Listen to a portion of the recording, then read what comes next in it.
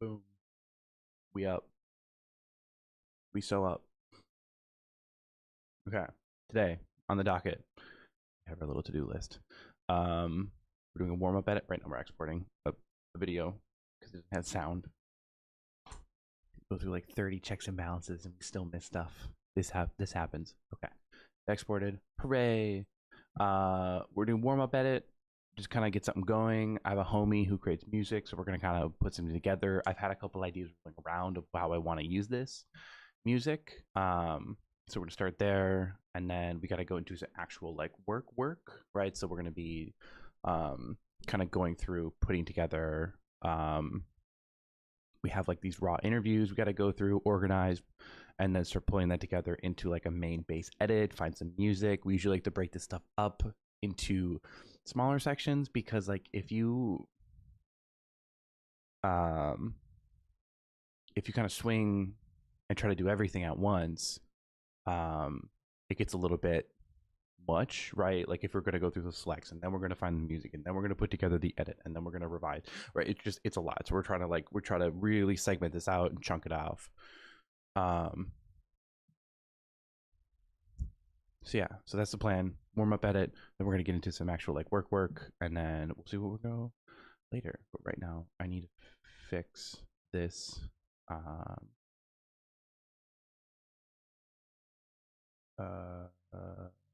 should we do this? We'll just upload it to the OneDrive. Call it a day there. Yeah, so we had exported a video a while ago, and I don't think the client ever looked at it. And it has no audio. And so I'm sitting here like, why did this happen? It's just one of the things where like you know, final video.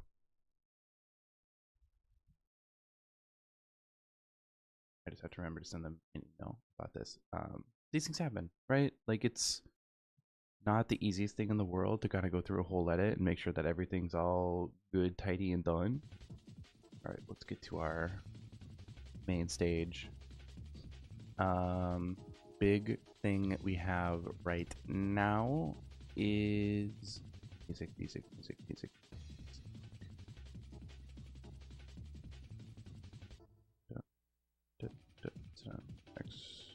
Where is it? Is it?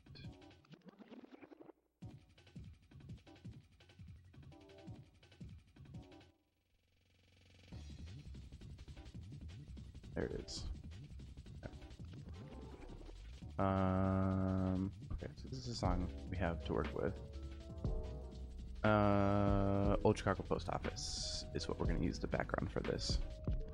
So a homie who makes music, and whenever he's like cooking stuff up, I'm like, hey, like send that to me because I think I could use that in just like a social media edit or something like that, right? Like it's, you know, there's enough of something there that it kind of sparking some ideas for me. And so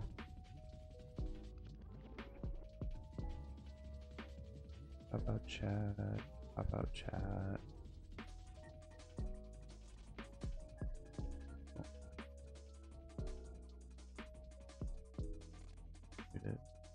Mute it.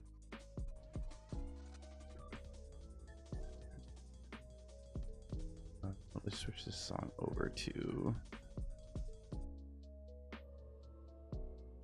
some ambience here.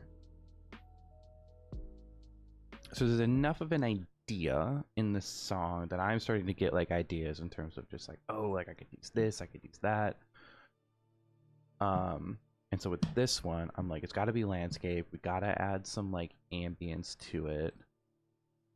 Dog.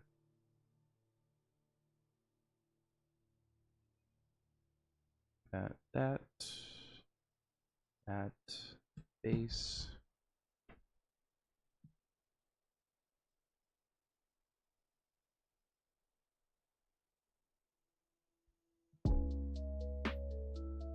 Right, turn this down.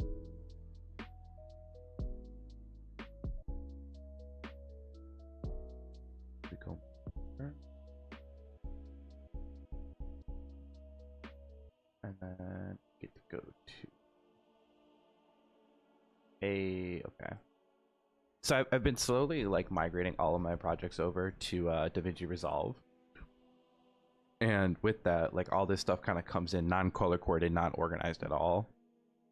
And so as I've been kind of putting this stuff together, as I've been kind of going back and being like, oh, I need to use this social media thing or the Old Chicago Post Office video, we've been slowly trying to organize it so that when I do come back here, I'm not shooting myself in the foot and I'm actually helping myself.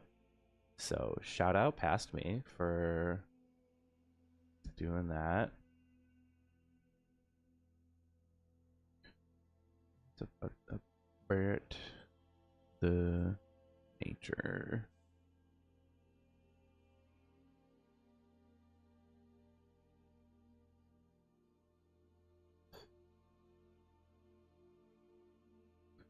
That's not bad, right? Well, interesting. Dink dink. That. Bum bum. And then I think what's really gonna bring this to life is sound design. Like if we can pull it together, right, with some like good audio of birds, city sound effects, some wind maybe. Like I think there's a lot here that we can do. So we have our audio packs and our audio base. So first one, first and foremost, birds. Need that.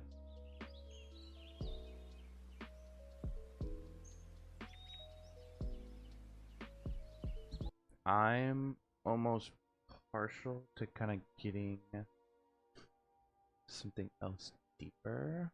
I don't think you can see it.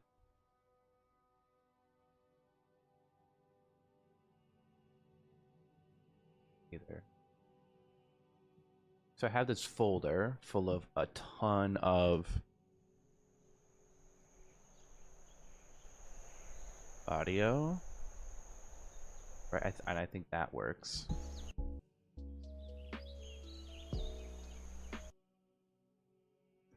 So color coordinate violet. So this is kind of like our warm-up edit. It's something simple for social media that can kind of get us going into the groove and ready to go in terms of like, yeah, this is you know, this is kind of helping us get into that flow, and then we're going to start moving into like the actual edit of. Okay, so right off the get, this needs to come in sooner, this needs to come in sooner, and that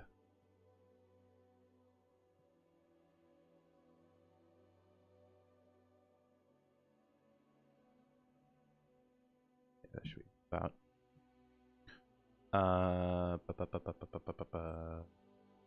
going to, I don't think we need to EQ this. I do think we need to pan this though. Like that will be back here. And then we diverge. So it's going to kind of like pan around a little bit. And then that back, rotate, diverge. Both need to go down, down, down.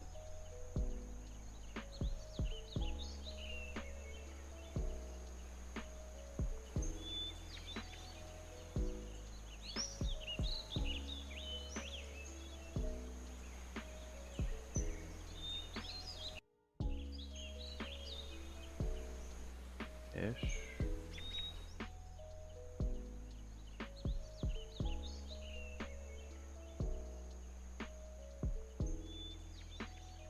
Let's be way further away.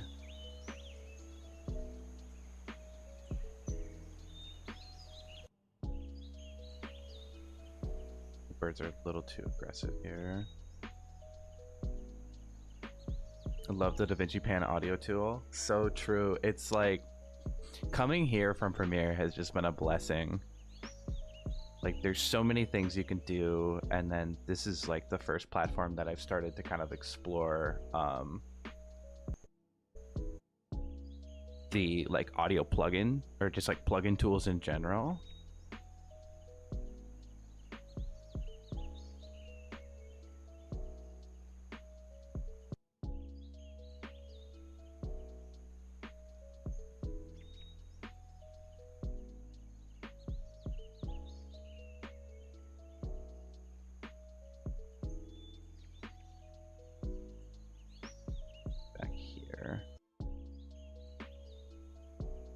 The bass plugins are great. Haven't used any of the, and I feel like there's so much that I haven't even touched yet.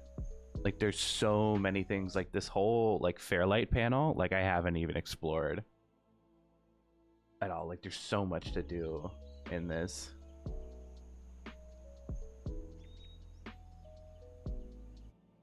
Okay, so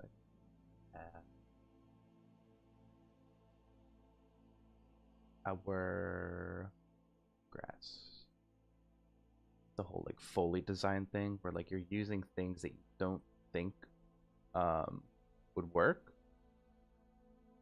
We're like, oh, I want trees blowing in the wind sound, but then like every single sound effect you can find for it is just like the most obnoxious tree whistling in the wind.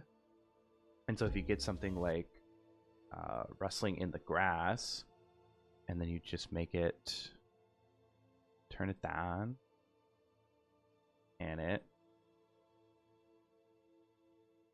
duplicate it, and we copy, paste, then we pan it to the other side. I want this to be like there, there. Go reverb on it. Super dry.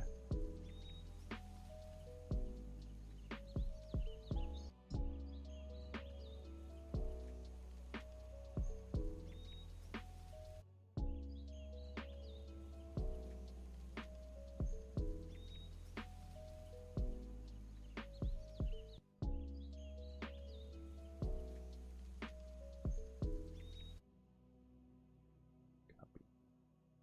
Paste.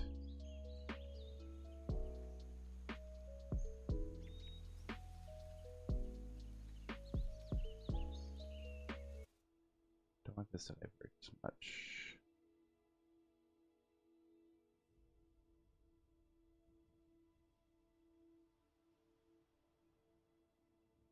We can do a lot with the built-in effects. Use the external plugins like 99% of the time. Do a lot with the built-in effects. Yeah, the only thing I have beef with is I stand on the fact that I think the warp stabilizer in Premiere Pro is significantly better than the stabilization that they have in DaVinci. Everything else though is like no complaints, no notes, is amazing. Good high quality. Great is pitch shifting is your friend. Yeah, there's been a couple of times where we've had to slow down an audio track because the client feels like they're talking a little too fast, or we've had to speed it up because like we're trying to hit like a certain time constraint and they talked for too long, and so we got to bring it in. And then having that, and so like you speed it up, it's actually going to be higher pitched, or slow it down, it's going to be lower pitched, and so you're able to kind of like bring things in to kind of retime it a little bit better. Perspective stuff gets warpy. Yeah, and I feel like, I don't know, like the warp stabilizer, in my opinion, I think just does a better job of like handling that. But it's also like a mega pain in the ass because you have to, if you've never used like Adobe Premiere before, you have to, if you shoot in like, if you're not stabilizing the video in its native format, so if you're not stabilizing it, if you shoot in 1080 30 fps and you're not in a 1080 30 fps timeline, you have to nest the clip first, you have to do all your adjustments to it, then you have to nest it, and then you had the stabilization on top of that, and you have to like nest it again, like it's, and then you have to like zoom in so it doesn't have any like warpage. it's a mega pain, but the outcome of it is kind of worth it. Anything with gyro data, but yeah, it's there's a lot to it. It's just like the amount of like equipment, the amount of stuff that you can get. Like, at what point do you get like diminishing returns? Like, is it really worth it to spend all that time, money, and energy to set up something that collects that data to then go in and stabilize?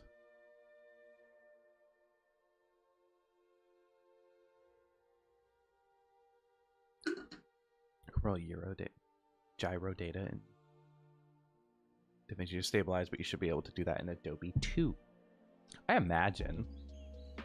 I just haven't I haven't explored doing anything like that yet.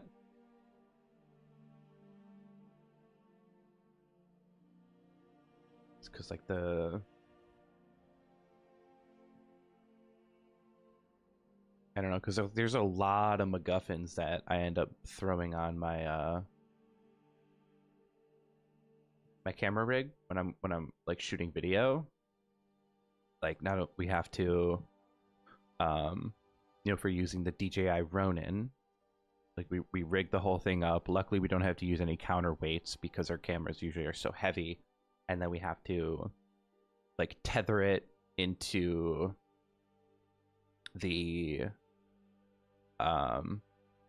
actual gimbal itself, so then I don't have to like hit the record button on the camera. I can just do it from the gimbal, which is amazing. That's a godsend. And then if a client wants to see the videos while we're shooting it, I have to attach like a different thing, like a wireless transmitter to it that also plugs into the camera, that also transmits to like the iPad, where they can actually like see what I'm seeing, type of thing. And then I have like the monitor that I have to connect to the camera.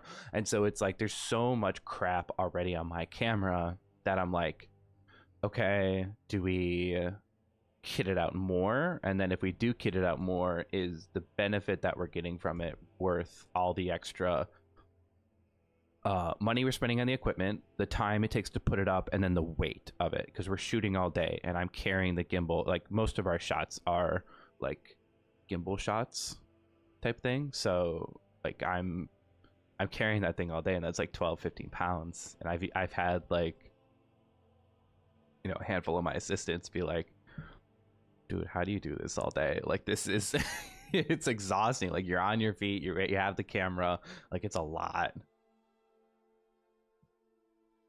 Have you messed around with DaVinci stabilization, or mostly spent in Premiere? I've done the DaVinci stabilization ever since I kind of transitioned over. I haven't like bounced back and forth between Premiere to stabilize and then moving it to DaVinci, because that just feels like that's a lot of work.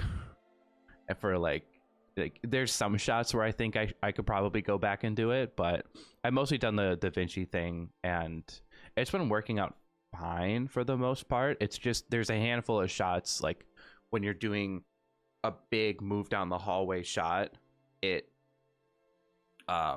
there's gonna be some like stabilization, and there's so much information that it has like a hard time kind of like adjusting to it. And so for those shots, I think it would go back into Adobe, but for the most part, I've trained myself to be steadier with the gimbal and like how we're shooting, so that we don't have to completely 100% rely on stabilization as like a big crutch.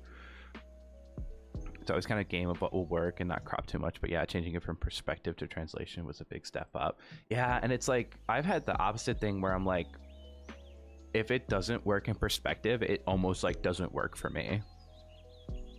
Just because I don't know, it's just like it may be like how I shoot and like how my like my tendencies for movement go, but it's like I have to use perspective, and if the perspective makes it too like warpy, then it's like, all right, it's over, you know, pack it in. Then we cheat it a little bit, we slow it down by 70%. There's a thing you can do here where you can switch it to optical flow and then enhance better for motion estimation. And so you can take a 30 frames per second video and slow it by like 70% in a 30 FPS timeline, and use optical flow enhance better and on like the actual individual clip. and it doesn't, you don't have like any frame loss, because like the optical flow and making it estimate that it's enhanced better. Yeah, it's going to take longer. It's going to be a bigger endeavor on your computer, but it's able to like kind of estimate the frames in between. So the frames that you are losing, it's able to kind of smooth out, as long as you're not doing like a big sweeping motion. Because the minute you do that, there's so much information that it has to take into account that it just kind of loses it.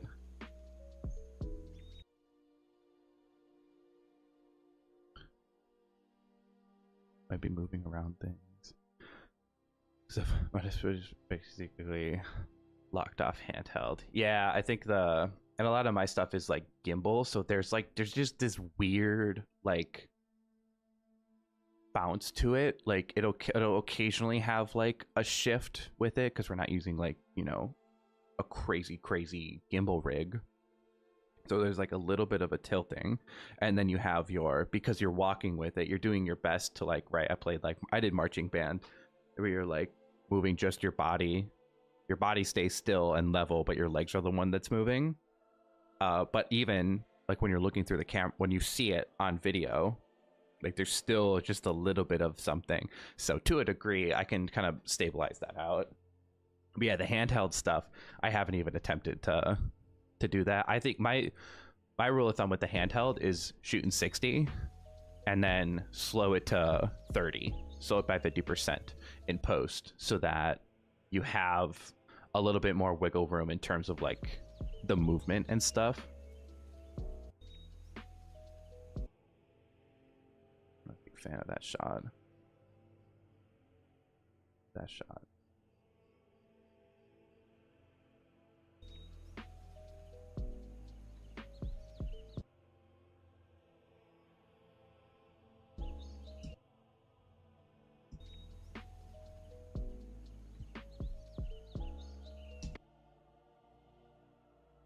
Drone again.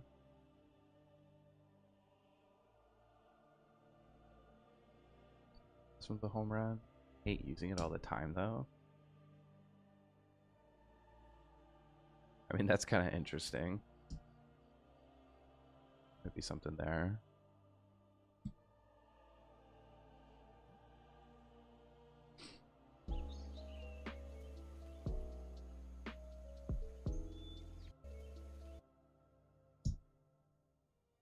Give like a little bit of zoom to it. I don't know. I think like the thing here is just, so I used to do a thing called invest in a one wheel, dude. There's so many times I genuinely thought about doing that, because it seems like worth it, and you see like the corridor crew and everyone like do that stuff. I'm just like, man, that's actually kind of a pro strat. Most of your architectural stuff is delivered in 30 for the real feel, I imagine. Yeah, we usually sit in 30. Like the 60 I think is more so for like a gaming perspective. I think there's the like 24 frames per second to like 30 frames per second is kind of like the standard in terms of like movie TV show viewing, so we try to stick in that.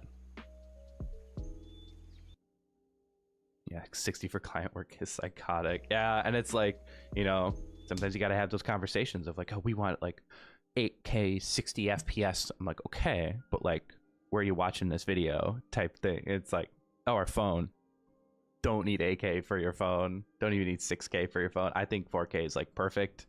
I personally am not going to move away from 4K until the storage, like the hard drive storage SSD companies have kind of figured out how to push further. Because right now, that's a big issue with me, is I shoot 4K 30 in like a light raw format. So there's like raw, and then there's like a lighter raw. And every shoot is about 200 gigabytes of footage, right? So let's go to, you know, YMCA video. You know, this was, yeah, 700 gigabytes. So this is like 4 interviews. We have like 3 days worth of footage we're shooting. It's probably on the lighter side, or like on the heavier side. And then you go to something like the Glass Resonance shoot that we did, and that's 550. It's not even like, and that's smaller. That's like 3 interviews and like 1 full day of shooting. So it's like, woof. Most of my folks are putting stuff on YouTube, so they need big files when the compression hits. Yeah, that makes sense. And I almost think it's better to do the compression yourself almost. Because you're able to, like, I have a thing, there's like a free plugin called Handbrake that I'm able to like load my video up and compress it, and I'm able to kind of like control what and how gets compressed. That way, like, the viewing experience isn't completely tarnished. And like I don't think like 90% of people really give a shit when they're watching a video anyways. They're just like, oh, the shadows are so dark in here. But I do, like, when I'm watching it back, so I want to make sure that it's, you know, as crisp as I can get it. It's 8K raw testing with the Ninja 5 and the R5, 420 gigabytes for 22 minutes. Yeah, and that's insane. So it's like, you know, I shoot my interview, all my interviews get shot in a completely different form. So like all of our B-roll gets shot in raw, but then all of our interviews get shot in like a very standard format. Because yeah, you're rolling for 45 minutes, and if you're doing what you're doing, the 8K, whether it's 60 or whether it's 30, that's like 1 terabyte for an interview, and you have to do like 4 or 5 interviews per project usually. So it's like, where do you store that footage? Oh, just get a server. I have a server. It's like 32 terabytes, and I'm like, I'm capped out. I need more. I need bigger. I need more. So it's just like how much data we're creating is not in line with like how we can store all this data. Very curious to hear about your compression settings and how it holds up. It's just basically, it's like a free app. It's called Handbrake. You're able to like load your video into here, and then you kind of go through its different. Oh, well, let me select the settings if I throw a video in there here.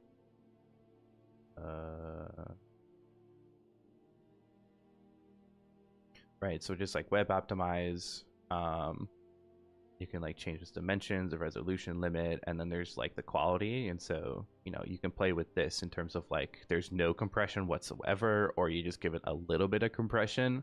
And so we do this a lot with website banners, because the website banners are natively baked into an actual website, and so the load time is super important for that. So if someone has a pretty piece of shit internet and they come into like look at your website, you want that website banner to like load quickly. And so I think it's like 15 to 30 megabytes is what we found is like the optimal size for a banner, because it's natively embedded into it. And so I'm like compressing it as less as I possibly can to get it like right at that 15 megabyte mark.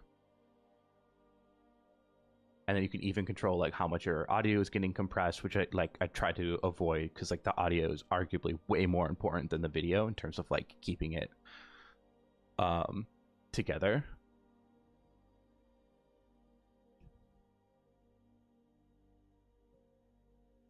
I am Swibe.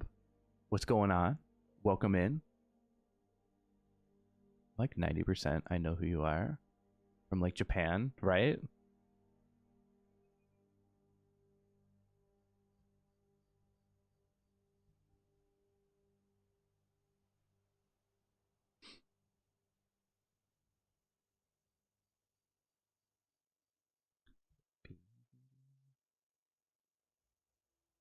That's too detailed. Maybe we go.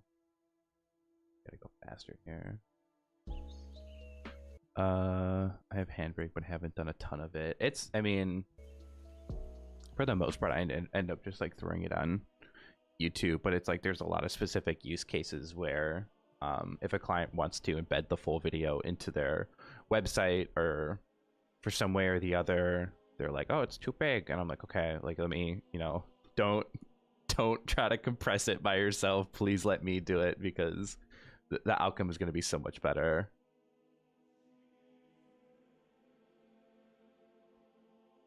Audio over video, yeah, because it's like, you can watch a terrible quality video just in terms of like resolution wise with like great audio, and you'll still watch it. But if that same video has terrible audio, like I'm not listening to it.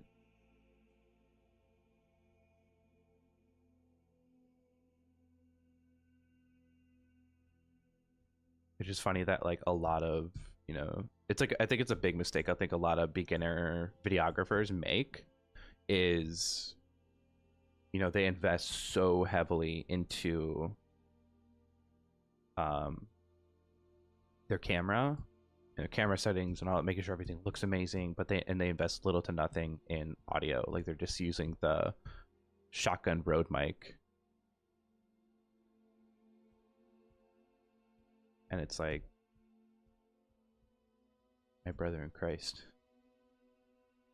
video would be so much better if you did, you know, you just had like a wired lapel mic or something, or just like even learned how to, you know, do audio design. Because I was working with I was working alongside one of like a videographer from LA, and he was saying like, hey, like when you're doing this, we were like recording an interview in like a pretty echoey place, and I'm like, I'm pretty sure, I'm 90% sure I can like solve it. But he's like, hey, like you need some help with the audio stuff. Like I know some people who are, you know, absolutely insane at the audio editing and make like even the crappiest audio capture sound really, really good. I'm like, that's insane that you can do that. So I think part of it's like the actual tech behind it, and part of it's actually like knowing what you're doing. So I'm always yelling at new photo streamers about their mic. Yeah, that's why I got this thing. The Shure mic is, you know, I had like a USB mic and it was fine. But then I'm like, okay, if we're gonna do this more, like I think we gotta get a good microphone. We gotta get audio going. Even when like people call in for, you know, like news segments and stuff, and it's like, and here's multi millionaire Dwayne the Rock Johnson, and he's got his shitty Apple headphones, and it's just like, hey guys, it's Rock Johnson here. And it's like, dude, get a good mic. What are we doing?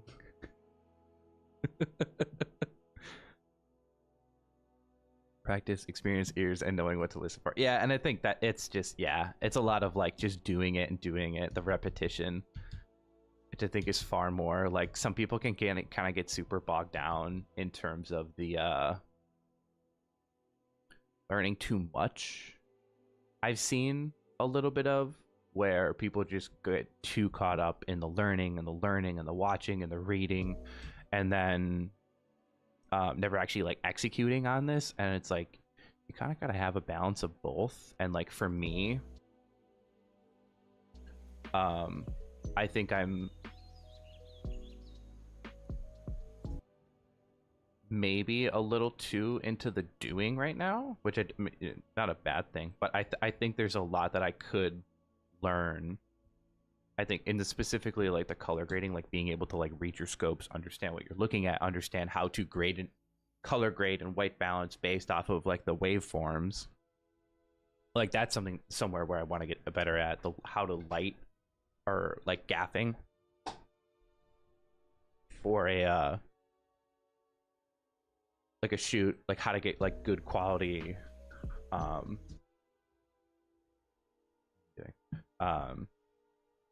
how to like properly light a space and not light it in the sense of, you know, here's fucking like piece of shit like corporate office video that has super generic lighting, like, you know what I'm talking about, but like able to light in like a tasteful way, in a cinematic way, but still able to kind of and not be like too over the top with it.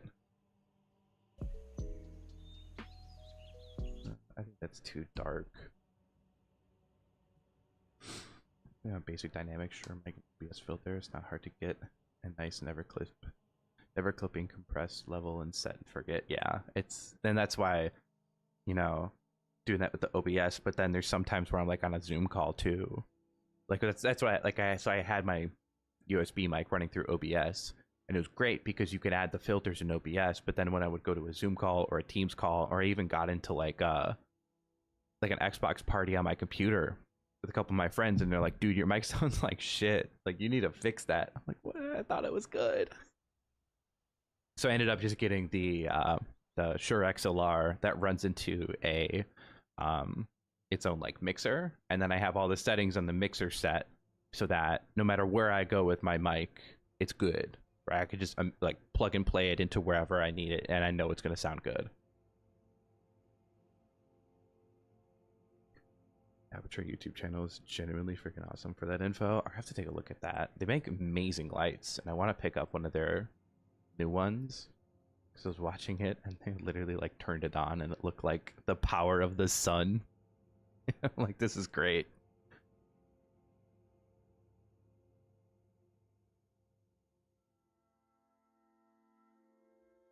Windows audio setting also affects your input levels. True. I think I just have everything maxed out, and then I have all of the adjustments on the compressor. Cause like that's where like I don't even adjust like the sound, like right you know, turning my sound up and down. It's not working. Yeah, like this.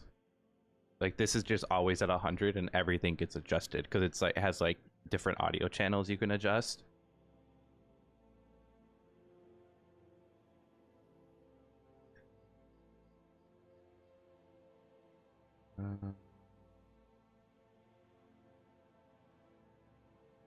Shoot, man. What do I want?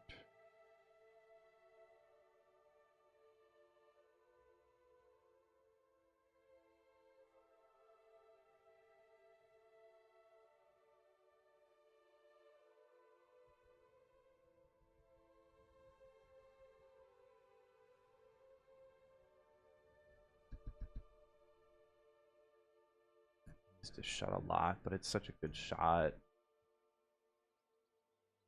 That's how we end. Color grade, send it, export.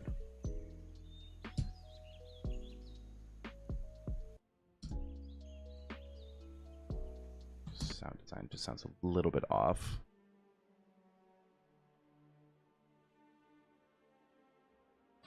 I have an interface determining audio levels.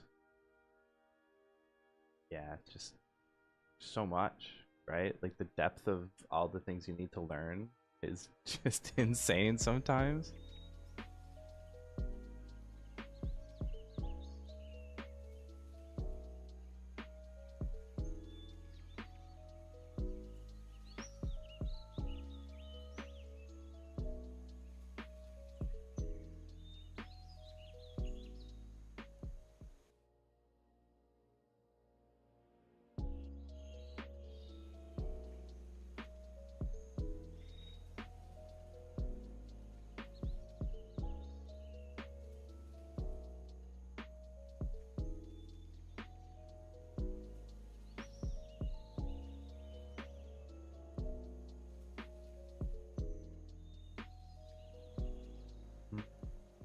How that sounds.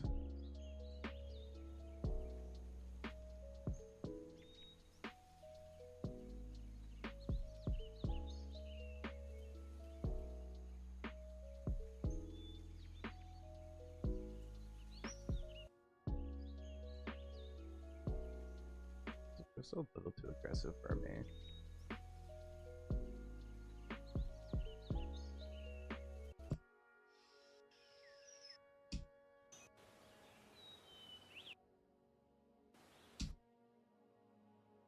Why I stopped listening to this? Like I would literally listen to like bird sound effects in the forest for like an hour. It's a very specific one because usually a lot of them are a little too on the nose. Not that.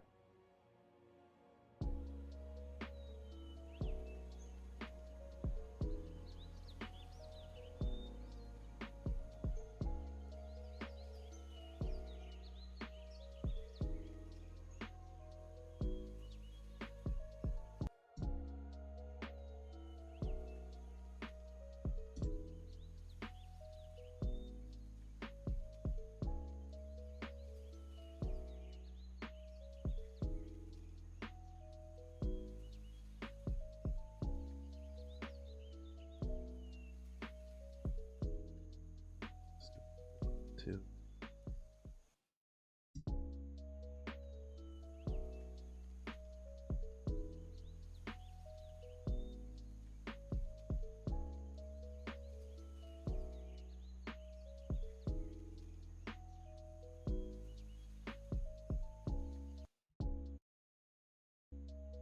Good enough.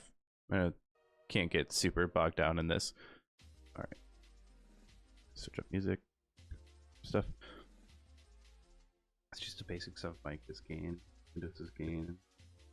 Then it hits OBS, so you gotta turn it down about those inputs so you can yell without clipping. Press brings it up in OBS.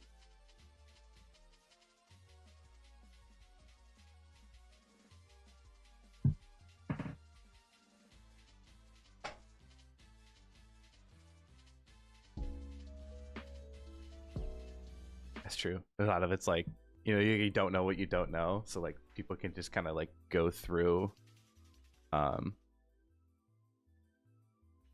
like however many streams or video calls before they like realize, oh shit, like this is a bit much.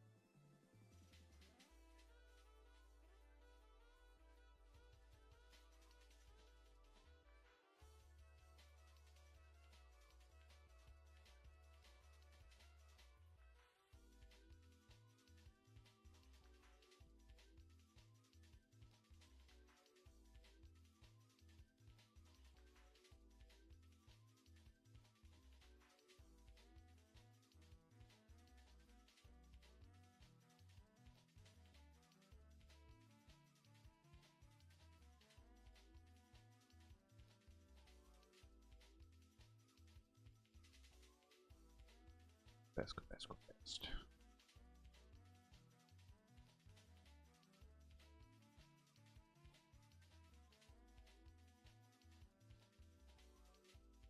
Not like there's really any reason for me to go fast. It's just like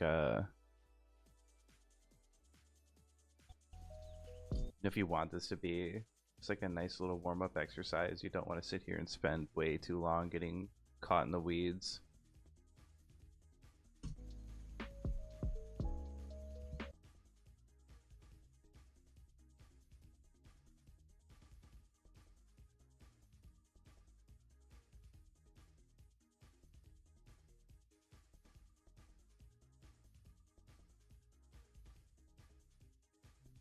Work it there.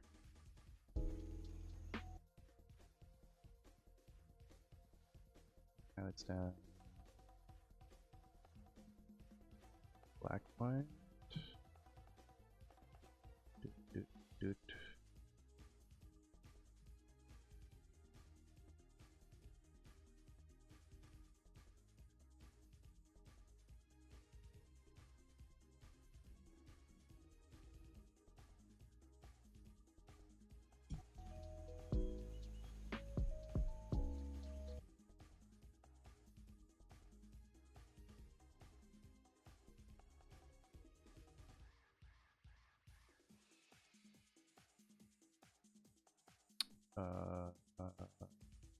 What am I doing? Slow it down. 50.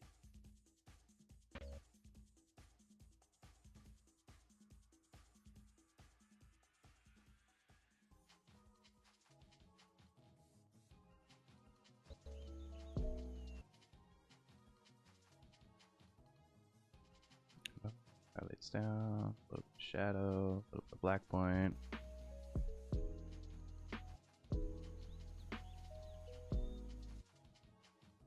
Stabilize, stabilize, stabilize. Good to go.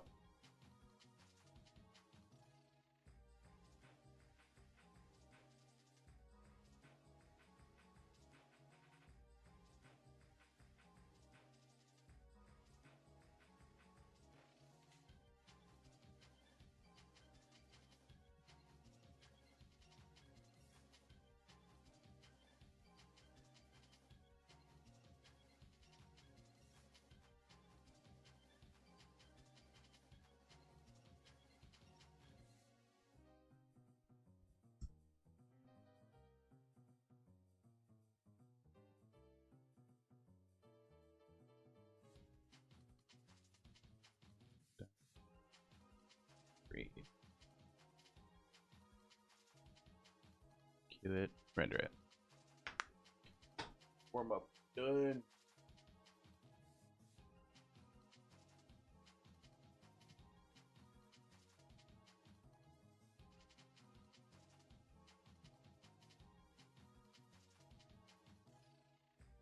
Okay.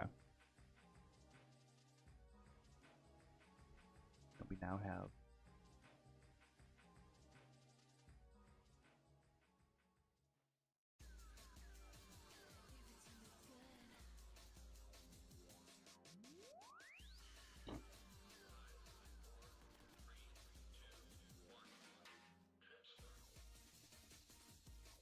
like adult things to.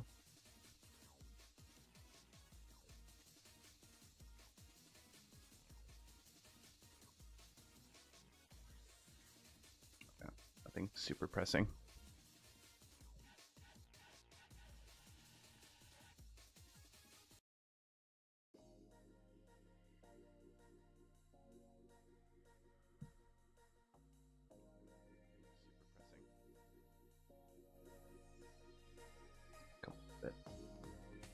All right, now we are on to our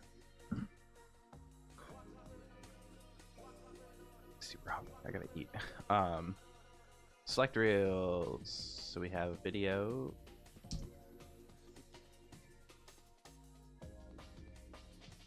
You're just talking to me the whole. Yeah. So the whole interview gotta go through. From the start, the channel. Okay, got your work cut out for you. Get more and employ people to do more of the stuff that we used to do all of ourselves. So I'm excited that the Airstream is actually to a stage where I can start to get some. So all of our interviews start off with just talking to them as like a human being, banter back and forth, trying to get them comfortable on camera, get them going. When we got there and how full the parking lot was, like I was surprised that we even got. Yeah. Well, how it came across the doorstep and it. So that's, you know, at first like 5 minutes, just like kind of chatting, and once I feel they're at a good comfortable spot, then we start getting into the actual interview questions.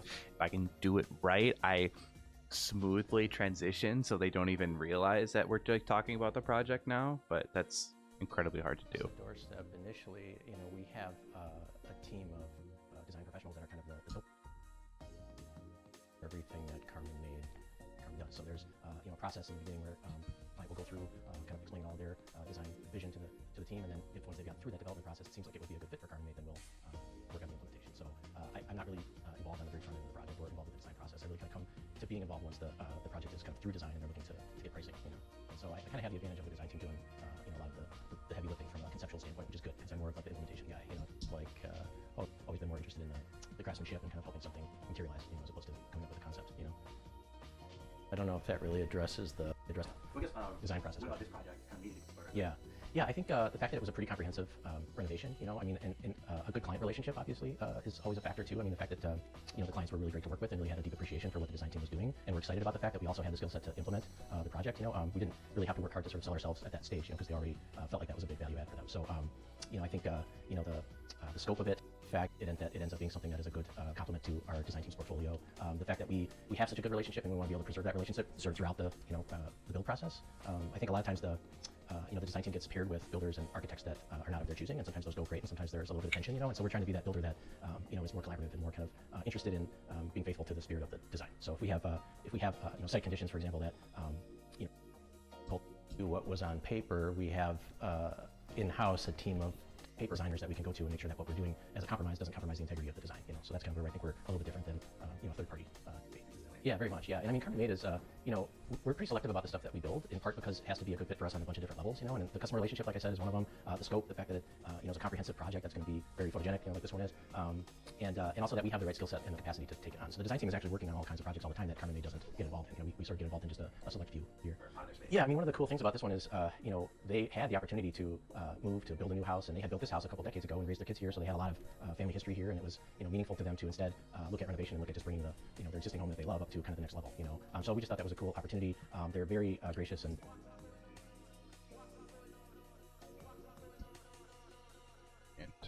background. Generous people to work with. Very appreciative. Really. Also, against our property contract, just us and generous people to work with. Very appreciative. Really candid feedback, also, which is a good thing. We want to know kind of in real time, like where we're going off the path, and so we can correct. And they always did that in a very benevolent way, and it was really, I thought, really healthy, kind of from a communication standpoint. Yeah, initially she asked us for a lien waiver right out of the gate, which I thought was a little unusual. It's it's basically just saying that we wouldn't file a lien against our property, or our contractors wouldn't file a lien if we refuse to pay our subcontractors, for example. So it's kind of like a litigious thing to ask for, like, right out of the gate. And so I was a little bit of a red flag, but when I questioned her about it, it had to do with this previous experience where they had somebody build a deck and then disappear and ghost them, and so they had like a bad taste in their mouth about that, and they were concerned. And so it was an opportunity. And that's super common, by the way. Like, people hiring contractors and then them just like coming in, doing half the work and leaving, doing none of the work and then leaving, and then you get paid up front or you get paid half, and then you just kind of bail on the project, like, which is wild. Like, in the world of like construction, this is like a fairly normalized thing, and it's like, god damn it, if I ever did that shit, like, my business would go under. Like, what do you mean they're just not even showing up?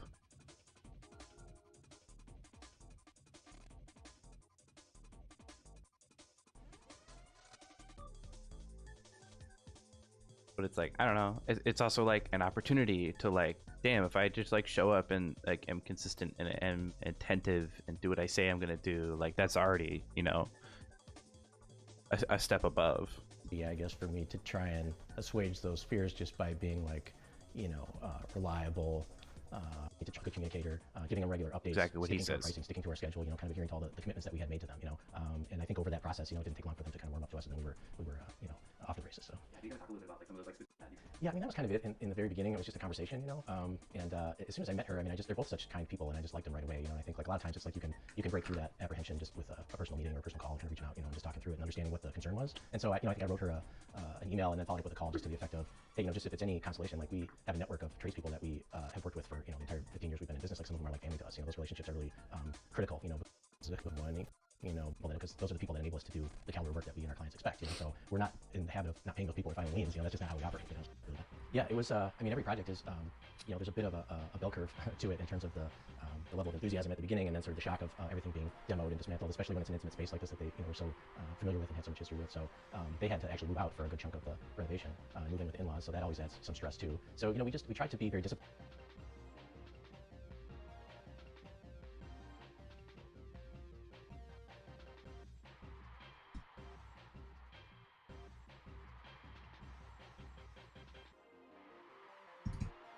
about our schedule and just communicating weekly about what we had accomplished and what was shaping up to happen next week, so that they would always have their finger on the pulse of kind of what was happening at the job site. So that's really important. I don't know if you forget the question was exactly. Oh, about the process of conflict and stuff on site. Yeah, I mean, remodeling is like peeling an onion. You kind of don't know what you're going to get into until you start, and there's always unforeseen site conditions and things that affect the design or the cost or the timeline. So I think just being very timely about communicating about those things and coming up with solutions that are again collaborative with the design team, conscientious about the customer's priorities, right? Just making sure that you're not giving anybody an unexpected surprise at any point. Like, you're giving them sort of the real-time explanation of what's happening and sort of here's our options. I think that's one of the things that made it a smoother process for her, and especially when she decided that she wanted to come back and work from the basement once we finished kind of demo. We got things back together to a state that she could move out of the in-laws house, and she wanted to be back here. So she was really here, and able to see things happening around her and give us feedback, which was great. It's always easier when you've got tradespeople on site and you know in real time like what needs to change, and you can get it done really quickly. So I really appreciated that. It was really like a positive thing, that she was. the good fortune of having a network of people that we worked with for a long time. I mean, that's very, very critical to have those relationships. We're never interested in just hiring somebody we have no history with, or the lowest bidder kind of a situation, because you don't know what you're going to get from a quality standpoint, from a timing standpoint, communication. All those things are so critical because we rely on those people to do our jobs effectively, right? And they're all independent people. They don't report to me, so I have to be able to navigate those relationships in order to be able to stay on the schedule that I've committed to my client. So yeah, it's difficult, I guess, when trades, have turnover, different people kind of on site, that sort of thing. And again, I think just being on the job site on a regular basis and just kind of following up and making sure that you're makes sense at this level. Yeah. Go to the design team to figure out a solution. Yeah, I mean, things that required design input, I have to give that some thought. I know the one that you mentioned, obviously, one issue was where she had an appliance vendor that she hired directly that installed washer and dryer, and then they didn't sit properly in the cabinet openings, and so we just kind of handled it. I mean, that's like one of the things that I think we try to do is have the spirit of sort of high touch, white glove service. So we just take care of things. There was an issue with one of our trades in finishing the stair treads and having the color not perfectly match up with the flooring, and we were disappointed in it. She was disappointed in it, so we just redid it. And it's something that, again, nobody likes to spend more money to kind of remedy a problem, but if you've committed to doing something, you have to just kind of stay behind it. So I mean, that was kind of the way that we approached that, and she was super happy with the results. So that's what was worth it. So. Yeah, it's interesting talking to her. She's like, this is it's like.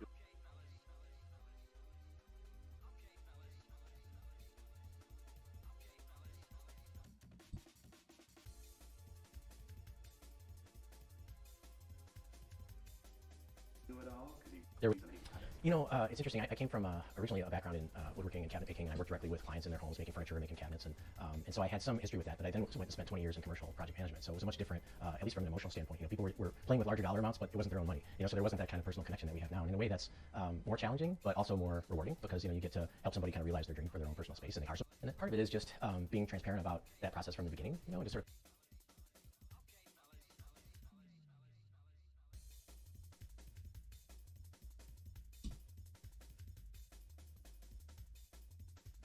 through it and setting expectations realistically. Like we want to make sure that they're prepared for what's going to happen and how disruptive it's going to be, but also that they just hang in there through those hard days and the low points where the house is completely gutted in a mess.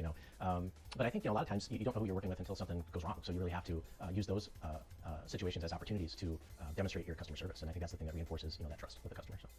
The whole process and enjoy it, even though it's challenging. I mean, I learned something new every single day in this job, and there's stuff that's coming up on a daily basis on projects that you didn't expect, and you have to figure out how to navigate it and how to come up with an effective, efficient, solution, get to the best answer basically as quickly as affordably as you can. So that's a constant challenge, and I don't want to lose a connection to the opportunity that creates for me to kind of become better at my job and become a better, more experienced person. Is all those things like I mentioned that are challenging and that are going sideways. But the moment I guess of moving in the furniture with the design team, something at that point that I'm kind of like stepping back and they're stepping in and giving the client this most joyful moment where it starts to actually feel like they're home again. And so I'm excited when I get to be here on days like this and be in a little bit of that situation too, where I can kind of see the impact that our work has on people. It gives them some joy. It gives them, your home is your sanctuary. So when somebody is grateful for the investment that they made and that you've made in kind of creating their space and kind of realizing that dream for them, I mean that's kind of where the reward is. Talking with her, doing research to kind of lead up to the actual interview, learning about her.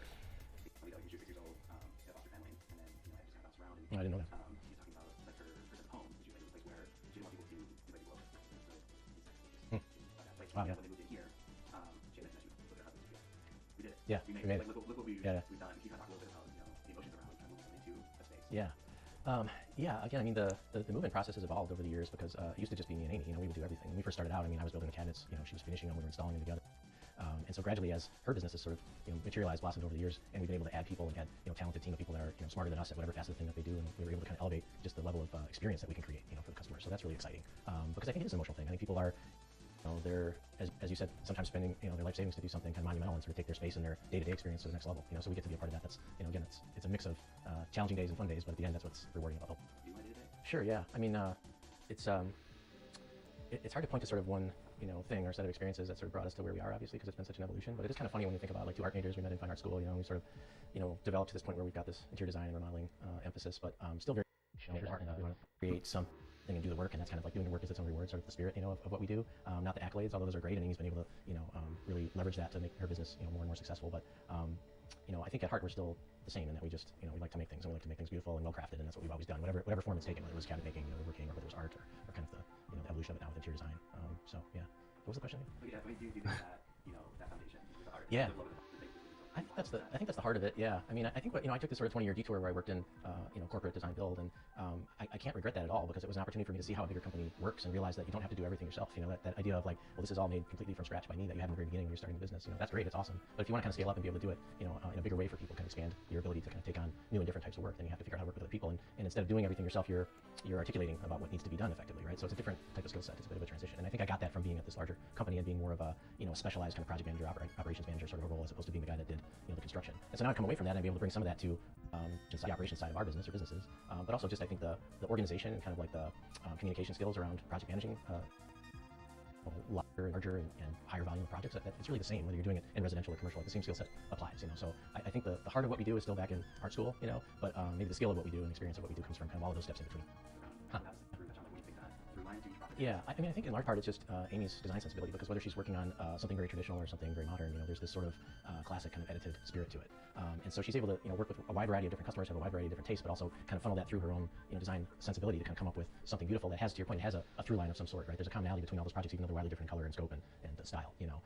And so I think she's, you know, imparted that to her team. My favorite question to ask by far is, especially when I've like shot and seen like a pretty large breadth of a specific architect's or designer's work, is we ask them, like, you know, the easiest way to kind of point to it is you look at like movie directors, you look at a Quentin Tarantino film, you look at a Christopher Nolan film. They're all about different things. They're all different, but there's something about them that you know it's directed by Quentin Tarantino. You know it's directed by Christopher Nolan. There's something about that, or like a Nancy Meyers, and I'm like, what do you think that, you know, like there's a similar sensibility with the work that you do, right? It's all different. It's in different locations. There's different clients. There's different outcomes, but there's something about it that has that through line, and I try to have them like reflect on like what's that connectivity between all of their work.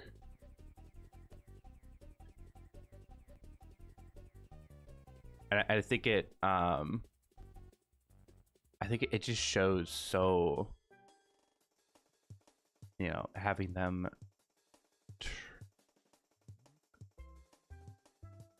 I see.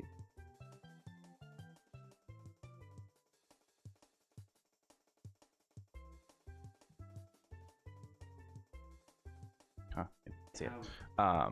We should get some like really good answers from all this. Part is just Amy's design sensibility, because whether she's working on something very traditional or something very modern, you know, there's this sort of classic kind of edited spirit to it.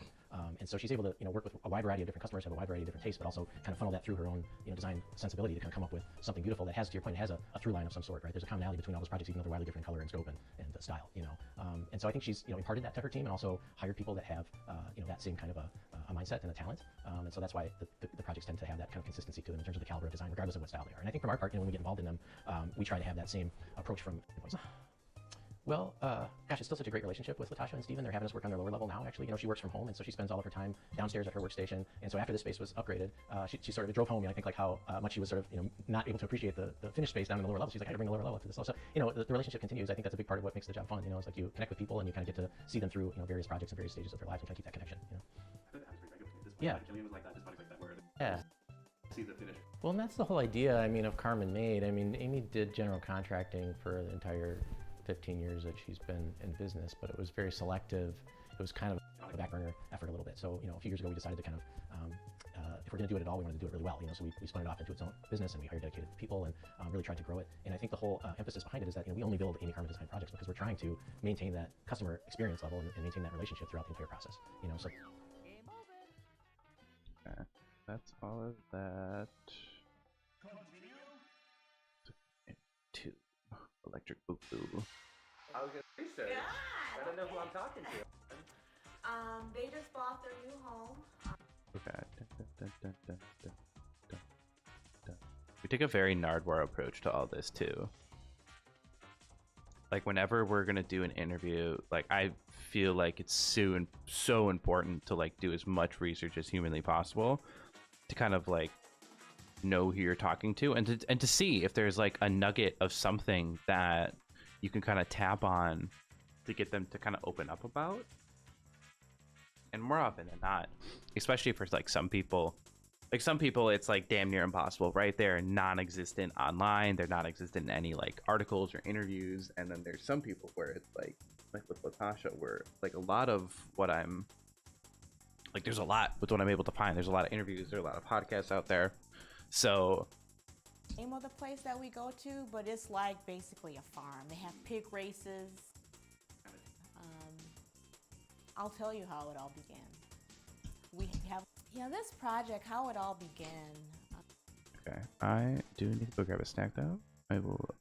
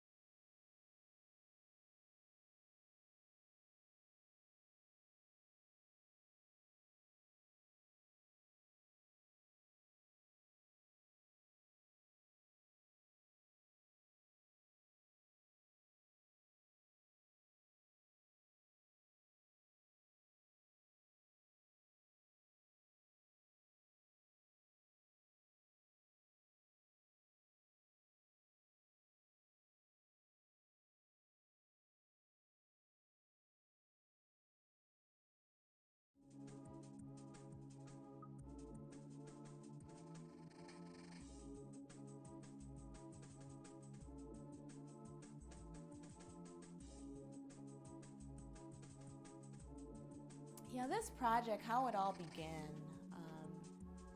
I'll tell you how it all began. We have a dog, and she ate our stairs, ate our furniture. I mean, when you think about eating the stairs, it's hard to replace that, right? It's not like you ate a table and you just go buy a new table. So what I originally wanted to do was just a little refresh, but working with Amy Carmen, they came up with such amazing designs. I took a step back. Husband and I did that community. We love our neighbors. We love our property. We have no houses behind us. You know, it's just a great feel here. And we're like, we're gonna stay here. So if we're gonna stay here, let's make our home what we want it to be. Because our home, where we raise our kids, this is our safe place, right, from the outside world. So we have very demanding jobs. You know, I travel. I was in a global world, so I was all over. We have a dog, and she ate our stairs, ate our furniture. I mean, when you think about eating the stairs, it's hard to replace that, right? It's not like you ate a table and you can just go buy a new table. So what I originally wanted to do was just a little refresh. But working with Amy Carmen, they came up with such amazing designs. I took a step back. My husband and I decided that. Yes, yes. We built this home in 2001. Young family. Our youngest was about 3 months. Our oldest was 7. We wanted to be in an area where we feel like they could feel at home, get a sense of community. The school district here is fantastic. Our son and daughter are very different people, but Yeah. You know, it sounds like there was also that like conflict of like, do we move or do we yes, stay here? yes. We debated for a little bit about moving. You know, when we started, we were a young family, right? Now we're at a place where we're more established. My husband is actually thinking about retiring. I probably will never retire, but we're trying to figure out, you know, what's the next phase in our life, because we are empty nesters now, right? So we're definitely at a different point in our lives. So we decided, let's do this.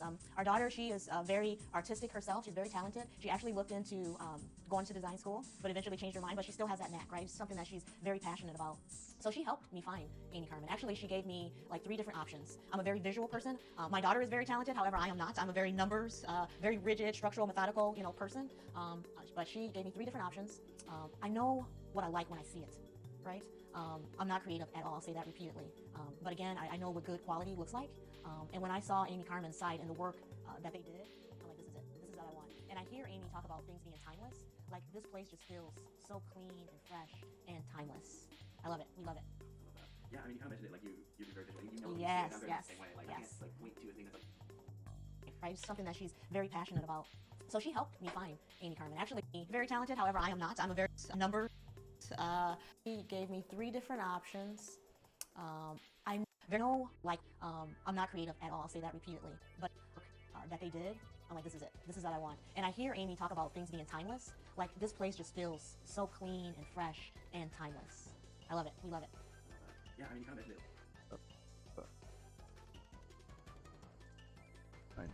See. The worst part about editing, in case anyone was wondering, having to go through all the footage. It's important because you know what you're working with, and if it's organized well, you can kind of easily come back to it and put together the So video. when we first had that conversation, I mean, they were asking me questions about what do I like. And I'm like, you know, I really don't know. I don't know what modern or contemporary, you know, I just know it when I see it. So I was grateful that they were able to give me these different options. And then based on my feedback, oh, I like that, or I don't like that. How about changing it to this? I mean, they came back with some other great options, and I'm like, yes, that's it. Yeah, can you kind of talk about some of those like key things that really kind of like resonated with you, and how they kind of manifested their way into the actual space now? Well, some of the things you just don't feel passionate about, or you just don't connect with, right? And they were very open to the feedback. I feel like it was a partnership. There was collaboration, and then they listened to the feedback and they responded and gave us other options. So that was great. Our bedroom is a very, you know, special place, right? I think the bedroom was the last space that we finally agreed on. We went back several times, but we love the bedroom space. When we moved in, again, we were a smaller family. We were a younger family, I would say, and we were happy that we were able to build this home, but it wasn't everything that we wanted. I mean, after you live here for 23 years, like, oh, I wish I would have done this or that. The laundry room was one. You can even shut our laundry room door. Yeah. So now we have this beautiful, we were happy that we were able to build this home, but it wasn't everything that we wanted. I mean, after you live here for 23 years, like, oh, I wish I would have done this or that. The laundry room was one. You can even shut our laundry room door. Yeah.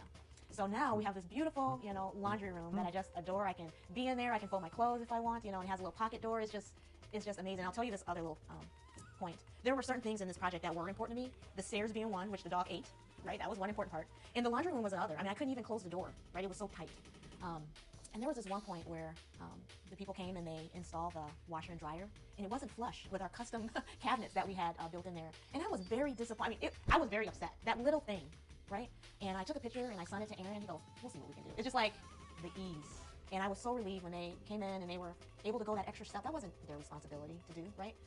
But he came in and got it fixed. So that was one of the great things about working with Amy Carmen, is the level of collaboration is one thing. The level of respect and trust that I had for them as we worked through this project. So the project was 6 months. We lived in my father-in-law's basement for 6 months. Imagine living at home for 23 years, raising your family. We had to move completely out and live in my father-in-law's basement for 6 months until this project was finished. But it was worth it in the end. Definitely worth it in the end. And they were 3 ahead. But it was worth it in the end. Definitely worth it in the end. And they were 3 weeks ahead of schedule. So I was very grateful for the overall experience that we had with Amy Carmen. Okay. How do we label this? There were certain things in this project that were important to me. The stairs being one, which the dog ate, right? That was one important part. And the laundry room was another. I mean, I couldn't even close the door, right? It was so tight. And there was this one point where the people came and they installed the washer and dryer, and it wasn't flush with our custom cabinets that we had built in there. And it almost goes into like the actual experience, right? And it's just like the actual design or construction experience.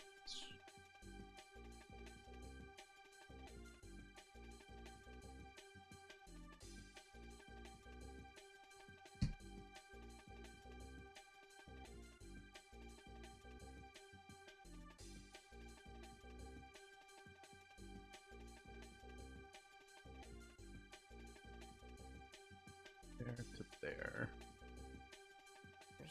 To invest in our home again, right? We built, we said we wanted to do this. Imagine you're a little bit observant. Yes. Well, first of all, the project, I mean, we saved for years to invest in our home again, right? We built, we said we wanted to do this, and we wanted to make it our own, so we were committing some of our investment into this.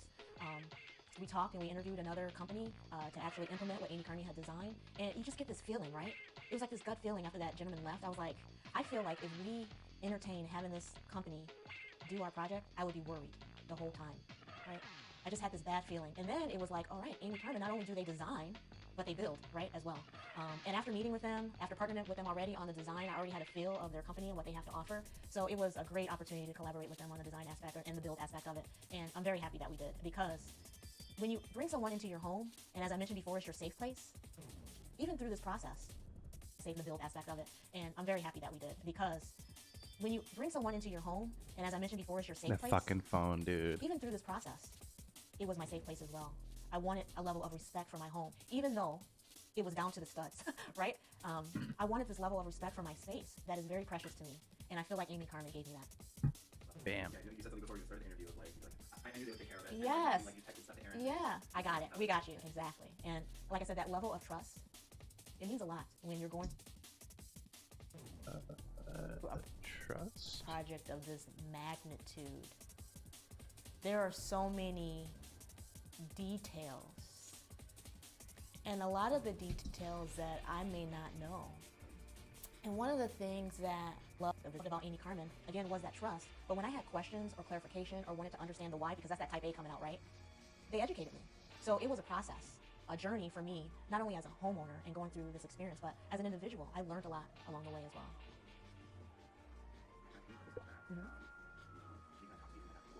Yeah, yeah. You can talk about some of those like big picture things that you really looking for on this message. Big picture. So I wanted, but I wanted when he wrote in crayon on my new floor. I did not want to freak out, right? When he Hold on, stood this is on the good. living This is room. gold. It's a nice space, but I wanted it to be livable. We have a new grandson, right? Right? When he spills something, I don't want to freak out. When he wrote in crayon on my new floor, I did not want to freak out. So I wanted this space to continue to feel at home for my family, right? Again, we were a modest family. We're at a different place career-wise. We can afford more, but we wanted to just still feel at home. And we have that here. Bars. Bars. Is there anything you're posting Thanksgiving, Christmas? For sure, but one of the first things that my husband and I did when we moved in, I'm a big movie person. It's how I unwind and relax from that stressful day, right? Some people come home, they have a glass of wine. You know, I don't drink. My relaxation is watching movies. So the first thing that we did on our beautiful new couch is that we sat and we watched a movie and we just relaxed and felt the sensation and the peace of being in our new home and said, yes, this is what we wanted. She's so good. And like, just side note, she's amazing at interviews. Like, there's a lot of people that, you know, like, she's done this before, and I think she's somewhat media trained or savvy, but she knows how to talk on camera and talk about her space in a really, really good way. This is what we wanted. It was great. Like a very close family. Yeah, we have a very close, intimate family. Like I said, we had to live in my father-in-law's basement for 6 months. It was great to have him be a part of it, of the journey as well. Our daughter, she again went to school in this area, and it's really gratifying when you raise your kids in a community and then they say they want to raise their kids in this community. It's almost like you did something right along the way, right? So she's 15 minutes away. That was another key reason why we wanted to stay here, is not only the sense of community, but we wanted to be close to our daughter and our grandkids as well. So we're very happy about that. Can you kind of tell me, you know, what it means to have a space like this for your family, your grandkids, your son and daughter to come here? Yes. Them being only 15 minutes away, the time that we have with them is very precious because they have their own careers. They have their in-laws and other family members as well that we got to share our time with. So when we are together is very important to me and to my husband, that when our kids are here, that we have good quality time. So this will be our first Thanksgiving in our new home. This will be our first Christmas in our new home, and we're so excited. I'll share something personal. Of like kind of how you came to be is impressive, and it's Thank amazing. you. You know, do you feel like you had like that, having a sense of home, like you said, like you travel globally and doing all these amazing things, but having that sense of home is important for you? I'll share. Yeah, I mean, you know, like I said, I was doing research before, and just like hearing your story of like This. how you came to be is impressive, and it's Thank amazing. you. You know, do you feel like you had like that, having a sense of home, like you said, like you travel globally and doing all these amazing things, but having that sense of home is important for you?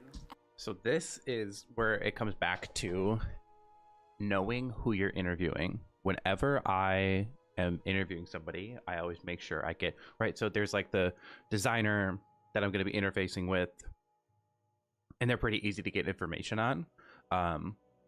But then if we're lucky, we get to interview the client, the homeowner. And so there's a couple things to it. Like, one, I become a representation of the actual designer, of the architect, of whoever brought me out to shoot this. And so I need to make sure that I'm carrying myself in a way that represents them and is like professional, is respectful, is like personable. But then two, I need to do as much research as possible so that this interview is more than just Amy Carmen Design did a really good job. the interview needs to kind of transcend that. It needs to transcend just being an advertisement, and it needs to touch emotion. It needs to hit a feeling. And in doing the research for this, we had found a handful of interviews about, like, she's literally talking about like how important the sense of home is for her. And so, you know, and it kind of talked about like her own history, which we're about to kind of jump into, but you know, her history and her come up and her traveling globally and all this stuff. I'm like, I had another interior designer who had also, you know, was from like war-torn Yugoslavia and moved around a ton because like they escaped that country. They moved around, finally came to America, and for her, like that sense of home, like her mom always made it feel like home, right? No matter what you did, like you would come, you would it'd be like knickknacks, just like they made it feel like home, even though it may be there for a couple months. Like, we're still gonna make this feel like we belong here. And that, you know, made me realize like how important that was for some people. And so with that, seeing this kind of like almost similar situation with her, I was like, I wonder if this is just as important for her. I wonder if having a sense of home and making sure that's a great place to be is important for her. I'll share something personal with you and what I told my husband. I came from a very modest beginning. I was in foster care from the time that I was 6, taken out of a really bad place. And you carry those things with you no matter what. I was 6 years old, but they help define who you are as a person, your journey in life. In poverty, there were bugs, you know. It's kind of difficult to talk about. But I looked at my husband and I said, I think about the place that I lived in where you were ashamed almost to bring friends. You never wanted friends over. You didn't want them to see how you lived, right? You didn't want sleepovers because of the rodents and things that could come out. I take a step back and I look at my life, my journey, and what I've been able to accomplish from a career perspective, from a family perspective, which is first and foremost the most important thing to me, and what we were able to accomplish. And my home is a part of that. And I looked at my husband and I said, look what we were able to do, right? It's pretty cool. It is. I love that. No, it's been amazing getting to have That does not come out by not doing research. We don't get any of that without deep diving the 3rd and 4th page of Google to find as much information about who we're interviewing. She's incredible. She was like amazing to interview, right? Like everything that she talked about was just straight gold. But that story of her having the sense of home is very important for her, is I think what sets this project above and beyond like just another home, right? There's a deeper meaning behind why people are doing what they're doing, why it's important. And if you can find that, and if you can tap into that, and you can pull that out in a way that is emotional, it creates that much stronger of a story, right? And then you're able to the power of architecture, the power of good design is like embedded within all this. I will say this, and I'm in customer service as part of my profession. I know what customer service looks like. I give presentations on it for our organization, right? I know what good and bad looks like. I think what Amy Carmen has is something very special. If you think about customer service, everyone has a service or an offer that they are trying to compete against in the market, right? That is the foundation. What are you doing to set yourself apart in that industry? And it comes down to the engagement that you have with that overall service, with that overall offer that you have. And that impacts the overall experience that you have in that life cycle, okay? It's the connection that you make with that customer. How do you make them feel is the most important, right? Maya Angelou said, you will not remember what people say, you may not remember what people do, but you will always remember how they make you feel. And this journey, this process with Amy Carmen has been such a positive one. And I'm very happy that we selected them. Great experience. And when we show pictures of our new home to our friends and family, it's a positive thing. They want Amy. The grand opening of your new space yet? No, we're pretty private on the people that we hang out with. You know, the people that we do choose to be with, they're special people. And we will have them over. We've had neighbors have been dying to get in. Yeah, so we did have a like a whole sense of community thing. We normally have, for the past couple years, we have an outdoor theater system. So we put that outside. Neighbors bring snacks. They bring their chairs, their drinks, and we have a fire. We make s'mores, you know. So we did that again this year, and the neighbors came over, and we gave them a tour of the house, and they just loved it. So, yeah. What was the first movie that you guys watched when you? Oh, God, do you really want to know? I'm really curious. It was, oh, God, it's blanking me. It was with Morpheus. And, The Matrix? yes, it was The Matrix. We watched The Matrix. I actually... It's just so funny that it's like a big movie person. The first movie that they watched in their new home was The Matrix. I love that. Iconic. Okay, now we have select reels done, which is easily the most boring part. Okay. Now we have to go through and we have to find music for said thing. And I don't know.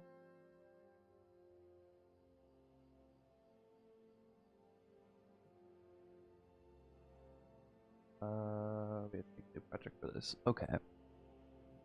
Where do we start with the music though? What's the vibe we're going for here?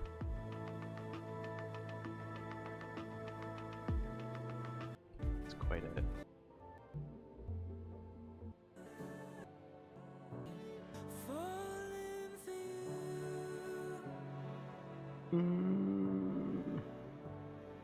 Playlist 2024. So mostly there. Cringe.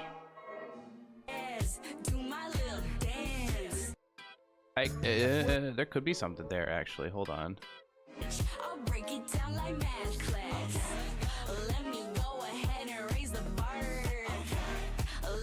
Maybe a little too much. Everything's pop. Everything's pop. Come on now. Feel that feeling, hear it now. From a heartbeat in my chest, get closer every step. I'm living this life right, forget about.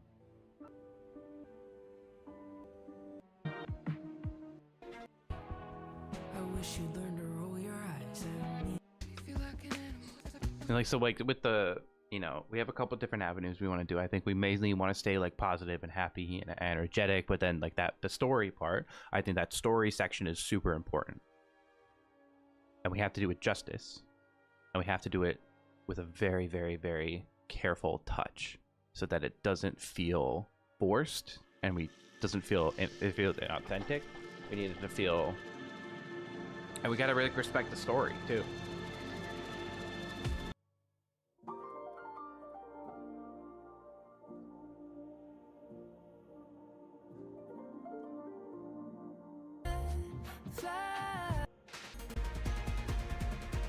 A lot of this isn't even like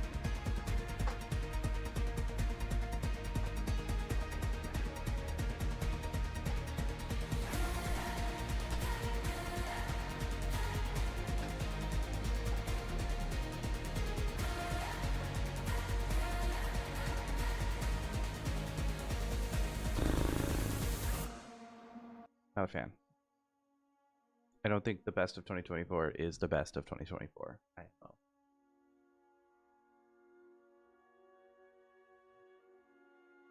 What's the vibe we want? String quartet? I think simple better. Simple timeless. Simple evergreen.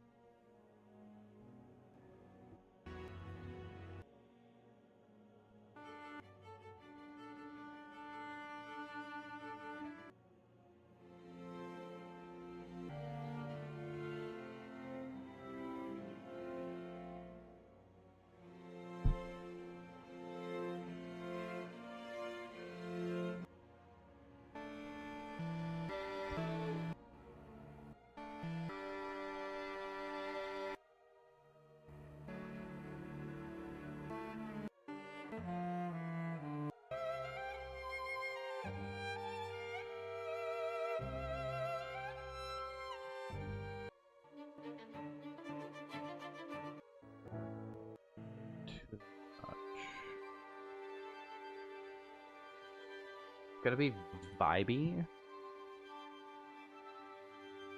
A little emotion. Somber strings. But then, like, there's a very fine line. Like, we don't want to make this too on the nose. It just needs to be. And a lot of times if you lean into this a little too much, it feels inauthentic.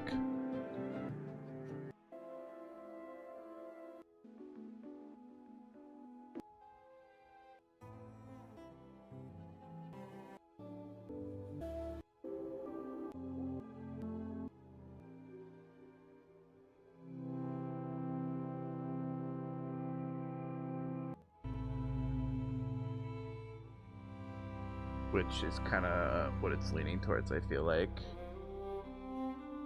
So we're lining because we still want it to be hopeful, we still want it to be happy, we don't want it to be completely over the top. Another Oh.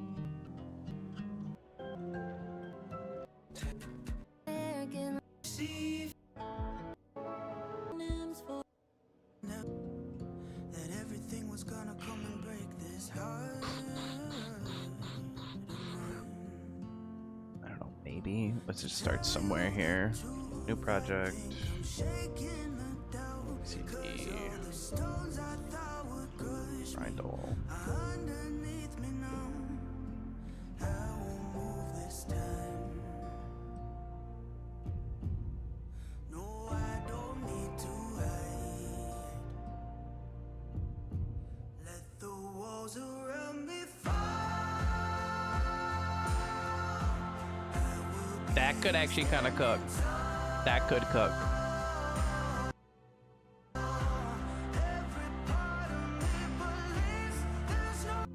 But we need the instrumental version of it first, because I don't want bro talking.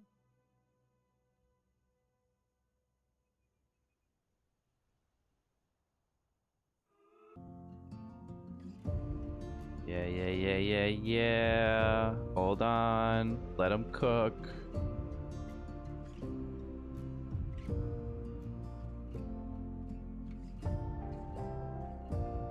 There's a lot that we could... What usually I do is just like try to find a collection of music just to kind of get that out of the way so we don't have to keep coming back here. But for this one in particular, I'm just like really kind of dialed into this one. Yeah. Okay.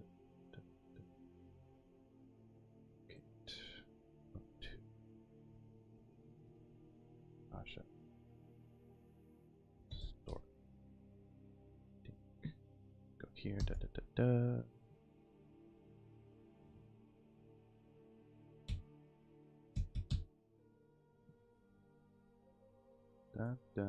And it literally just is her.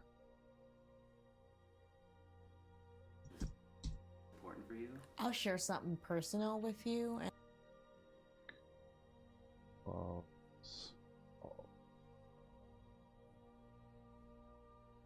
Is important for you? I'll share something personal with you and what copy.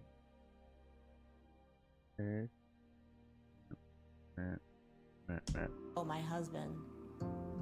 I came from a very modest beginning. I was in foster care from the time that I was 6, taken out of a really bad place.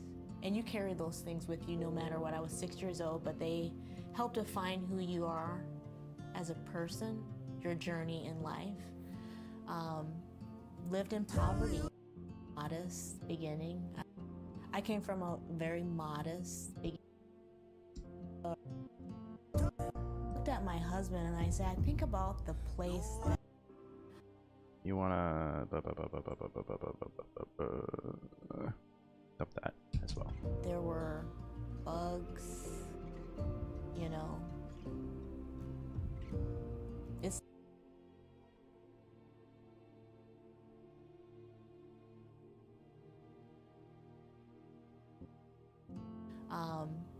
lived in poverty,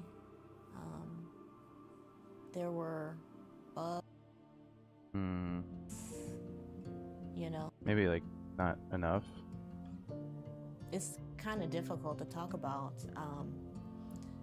But I looked at my husband and I said, I think about the place that I lived in where you were ashamed almost to bring friends. You never wanted friends over. You didn't want them to see how you lived. Oh, no, no. Fuck off. Right? You didn't want sleepovers because of the rodents and things that could come lived.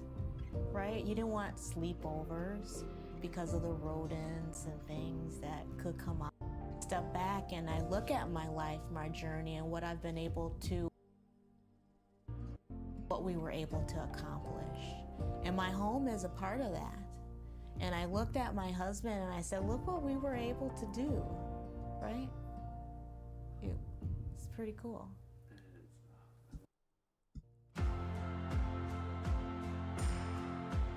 Come on, that cooks.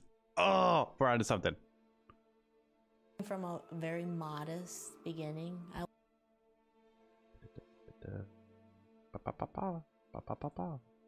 it's pretty cool.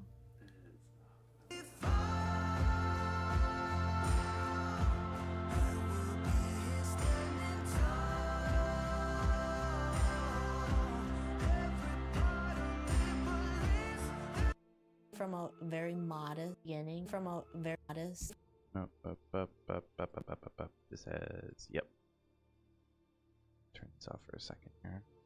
From a very I came from a very modest beginning. I was in foster care from the time that I was 6, taken out of a really bad place.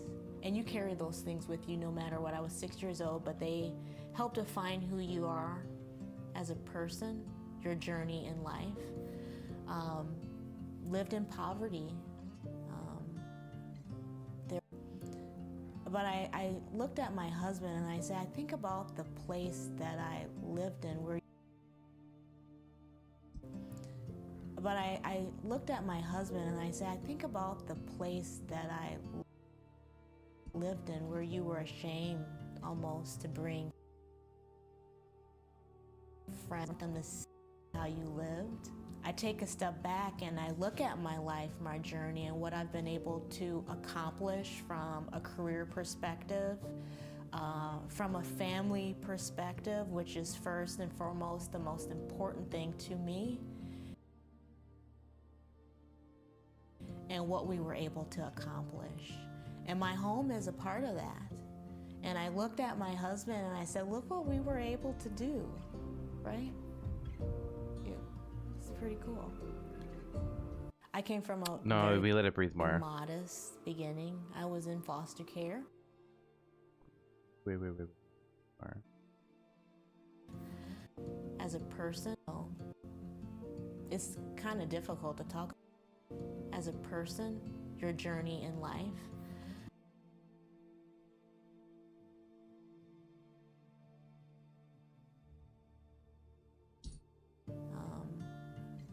There were bugs, you know. It's kind of difficult to talk about.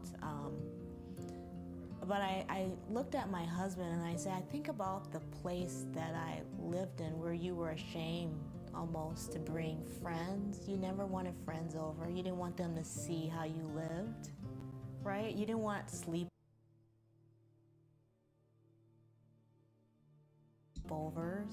because of the rodents and things that could come out.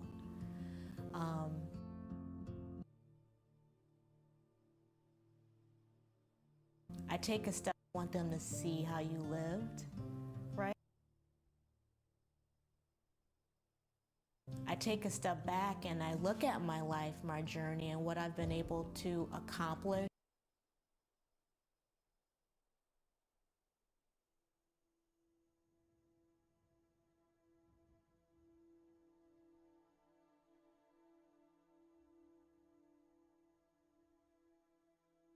From a career perspective, from a family perspective, which is first and foremost the most important thing to me, and what we were able to accomplish.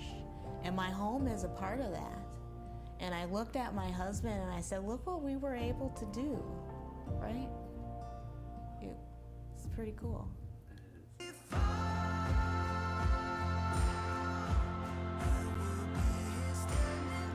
Pretty cool.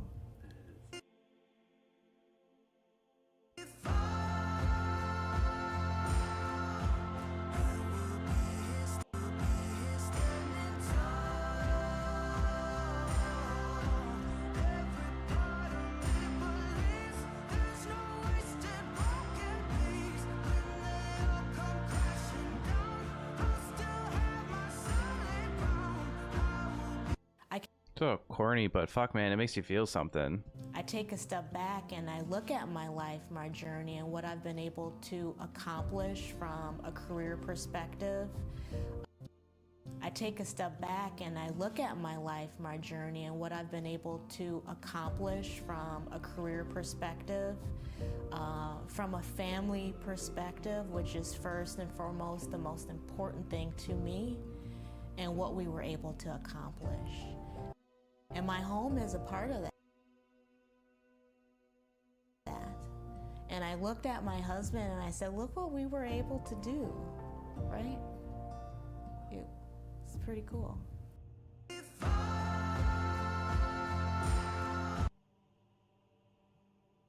This shit fucking cooks.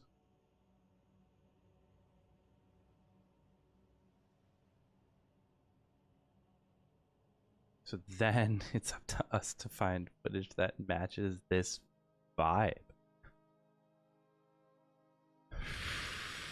Is there anything from the home tour we want to pull?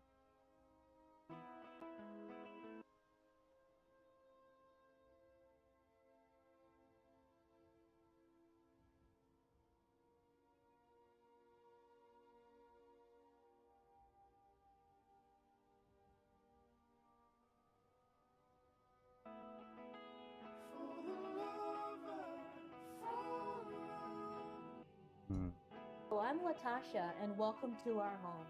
This is the home tour we did. So then...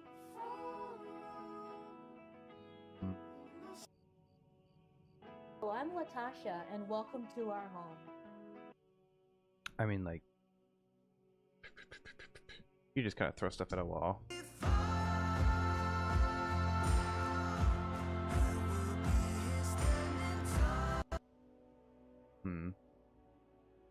I don't know, quite the vibe.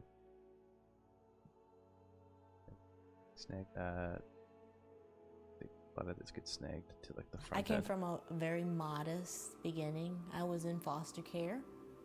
From This, copy, paste, zoom, position. the time that See, I like zoomed in. I was 6, taken out of a really bad place.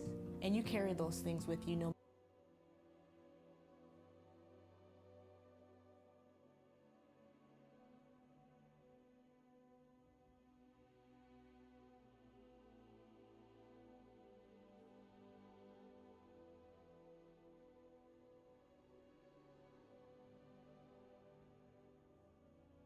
Part of you almost wants to pull footage from like what she's talking about, but then part of you is like, can we make this work with just home footage?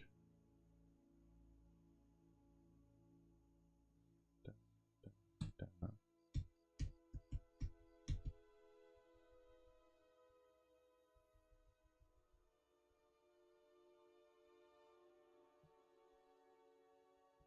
I think we can. You are as a person, your journey in life. Lived in poverty, a really bad place. And you carry those things with you no matter what. I was 6 years old, but they help define who you are as a person. Your journey in life. Lived in poverty.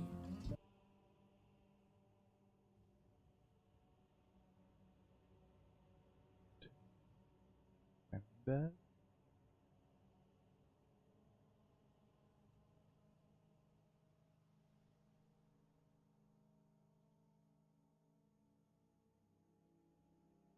Da, maybe? As a person, your journey in life, lived in poverty. There were bugs, you know. It's kind of difficult to talk about. But I looked at my husband and I said, I think about the place that I lived in where you were ashamed. So where it gets a little bit like, what do we show here?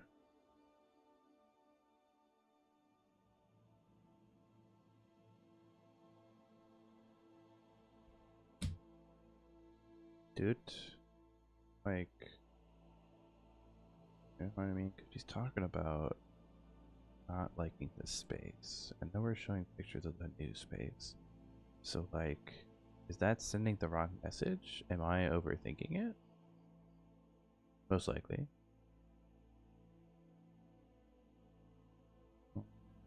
Come on. Then where you were ashamed, friends, you lived, where you didn't to bring friends. You never wanted friends over. You didn't want them to see how you.